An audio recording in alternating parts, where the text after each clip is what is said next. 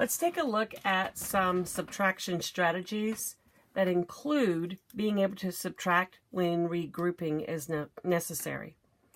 We're going to take a look at 3 broad strategies, and within those strategies there'll be some finer details, and we'll end up at the end actually with 6 specific strategies that we can use with students. So the first strategy is going to be a strategy that involves decomposing. So let's say, for example, we want to do 72 take away 46. We want students to be able to decompose 72 into 7 tens and 2 ones, and then decompose 46 into 4 tens and 6 ones. Now when I take a look at this, I notice I have 2 ones, but I'm trying to take 6 ones away from it. I'm not able to do that. So I'm going to need to make a fair trade. I'm going to go over to the tens and take one of his tens and break it up into 10 ones. So now I have 6 tens, because remember I took one, and I have these 10 ones that I just got from decomposing one of the tens, and I already had 2 ones. So now I have 12 ones. I still want to subtract the 4 tens and the 6 ones. That part does not change. When I do the subtraction, I will end up with 6 ones and 2 tens for a total of 26, which means that 72 take away 46 is equal to 26. Notice how this fair trade that we're doing is going to lead very nicely later on to the standard algorithm when students start working on that in later grades. All right, let's do this one more time with a little bit larger number. Let's look at 834 take away 97. In this case, I have 8 hundreds, 3 tens, and I have 4 ones. And I want to subtract 9 tens and 7 ones. Now when I look, I notice I'm trying to subtract 7 ones from 4 ones. Well, that can't be done. I'm also trying to subtract 9 tens from 3 tens. I'm going to need to do some fair trading here. So I'm going to take one of these hundreds and break it into 10 tens. So now I have 13 tens. So I have 7 hundredths, I have 13 tens, and I have 4 ones. And I'm still subtracting those same 9 tens and 7 ones. But I still can't do this because the ones, I need to do some more fair trading. So I'm going to take one of these tens and break it into 10 ones. So now I have 7 hundredths, 12 tens, and 14 ones. Still subtracting the 9 tens and 7 ones. When I subtract, I will end up with 7 hundredths, 3 tens, and 7 ones for a total of 737, which means 834 take away 97 is 737. All right, let's take a look at another strategy. And this strategy is called compensation. And I'm going to show you 2 different ways that we can do compensation. There's a third way that you may see often where they compensate after the operation is already done. I find that to be confusing when working with students, so I prefer to help students understand compensation before the operation. So one way that we can compensate is we can compensate the subtrahend, or in other words, this second number, the number we are subtracting. I notice that my subtrahend is 29. I really wish it was 30, because 30 is so easy to subtract multiples of 10. So I'm going to compensate by adjusting the 29 to 30, and I'm going to also need to adjust the 64. So let's talk about that for a minute. Subtraction is just the distance between 2 points. So I'm looking for the distance between 29 and 64. If I move the 29 up a space, notice what happened to the 64. If the distance stays the same, the 64 moves up as well. So in this case, I move the 29 up one space, so I need to move the 64 up to 65. The distance between 64 and 29 is the same distance between 65 and 30. So when I subtract to get 35 here, that means 64 take away 29, which is what I'm really trying to find out, is also going to be 35. All right, let's take a look at this with a little bit larger number. Let's say I want to do 174 take away 98. I really wish the subtrahend was 100 because it's so easy to subtract 100 from values. I'm looking for how much distance is between 98 and 174. Well, if I move 98 two places, notice that the 174 moved two places, so it is now a 176. Subtraction becomes a piece of cake. Because this distance is 76, that means that this distance must also be 76 because I moved both of them up the same amount of place values. So the distance remained the same. Another compensation method that I can use is I can actually adjust the minuend. The minuend is the number on top, the number that I'm going to diminish or make smaller. I'm going to make this 50 smaller by 28.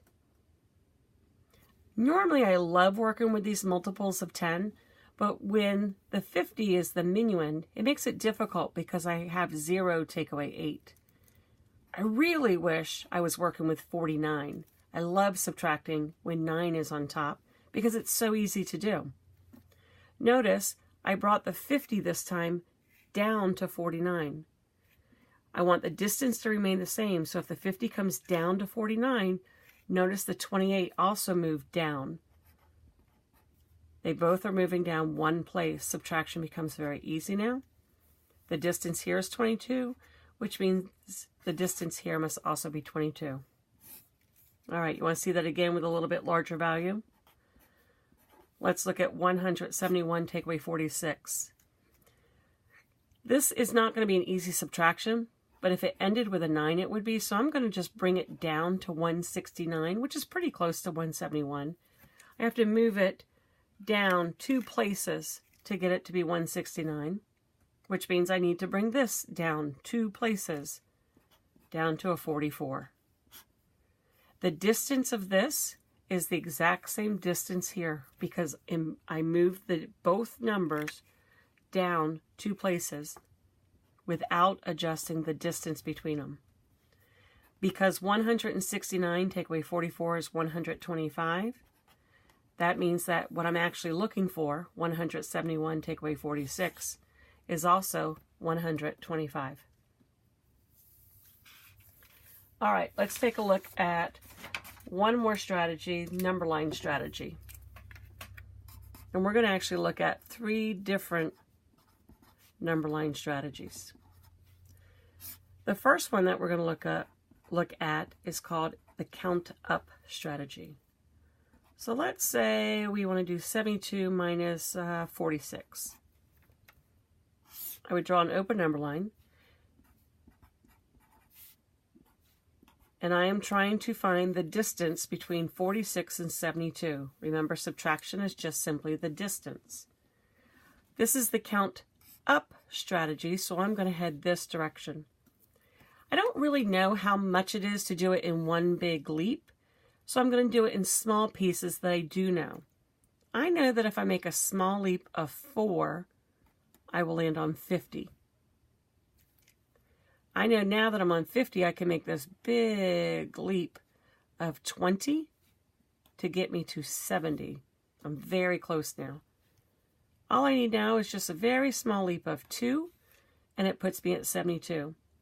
So I made a leap of 4 and 20 and 2 for a total of 26 leaps to get from 46 to 72. So the distance from 46 to 72 is 26, which means 72 minus 46 must be 26. All right, let's take a look at the count back strategy. This time, let's use a little bit larger value of 124, take away 96. Starts the same way. I'm trying to find the distance between 124 and 96, but this time, I'm going to head back. So at 124, I know I can make a leap of 24, and that will get me to the number 100. Now I just got to go from 100 to 96. I know that's just a leap of 4. So I made a leap of 24 and a leap of 4 for a total of 28 places that I've moved, which means the distance between 124 and 96 is 28. 124 take away 96 must equal 28. All right, last one. This one is called taking from. I'm going to show you this 2 different ways. Let's do this first one of 62 minus 38. All right, so in this case, it's a little bit different. This question says start at 62 and take away 38. So I'm going to take away 38. And whatever I land on over here is the solution. Now I don't know how to leap from 62 and one great big leap of 38 at one time, so I'm going to do it in little parts. I do know how to make a leap of 30. That will get me to 32. That means I only have 8 left. I already used up 30 of the 38. I'm just going to do a little leap of 2 because I know that will get me to 30. I now have 6 left. And I know how to do a leap of 6 off of 30 to get to 24. Because I landed on 24 after making a leap of 38, that means the solution must be 24. All right, let's look at it just a little bit differently. Let me show you one more way that you could do this. In this case, I'm starting at 304. This is the taking from strategy, so I want to take 97. Wherever I land over here is the solution. If I take 100, that's really easy to do, so I'm going to make this great big leap of 100 and land on 204. But do you notice I leaped too far? I went 3 too far. So all I need to do is come back the 3 that I went too far. So I'm going to add 3 back on, and I'll land on 207, which means 304 minus 97 must be 207. So we've looked at several strategies. We looked at the number line strategy. We talked about counting up, counting back, and taking from. We also looked at the compensation strategy, where we can either adjust the subtrahend or we can adjust the minuend.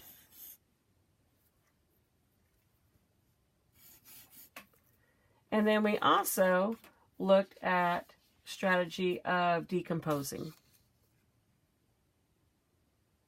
Lots of strategies, so try them out, and remember your students will need lots and lots of practice and feedback to become really good at these strategies.